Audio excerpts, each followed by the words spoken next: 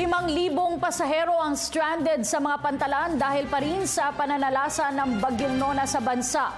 Batay sa tala ng Philippine Coast Guard, naitala sa Katimugang Luzon ang pinakamalaking bilang ng stranded kung saan umaabot ito sa mahigit 2,000. Si Julius Disamburun sa detalye. Sa pagsususpinde ng Philippine Coast Guard sa lahat ng sea travels dahil sa Bagyong Nona, naitala ngayon ng ahensya ang mahigit 5,000 pasaherong stranded sa mga pantalan. Sa datos ng PCG, pinakamalaking bilang ng mga stranded na pasahero ay naitala sa Katimugang Luzon na aabot sa mahigit 2,000. Sinundan ito ng Central at Western Visayas, Palawan at ng Bicol. Nasa mahigit 100 naman ang stranded dito sa National Capital Region at Central Luzon. Habang kakaunti naman ang na-stranded sa Hilagang Silangang Luzon kung saan 8 lang ang naiulat. 64 motor bangkas naman ang apektado din ng bagyo. Samantala, nasa mahigit 400 rolling cargoes naman ang naipit sa mga pantalan dahil sa sama ng panahon.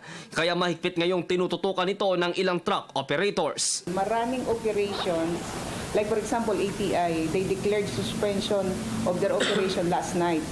Wala pa kaming advisory na natanggap kung nag-resume sila today.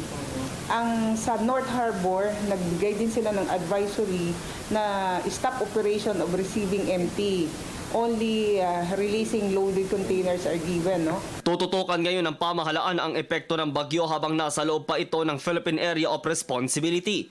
Ayon sa PCG, kinakansela ang biyaheng pandagat lalo na sa mga lugar na nasa ilalim ng storm signals. Para sa Telebisyon ng Bayan, ako si Julius Disamburon.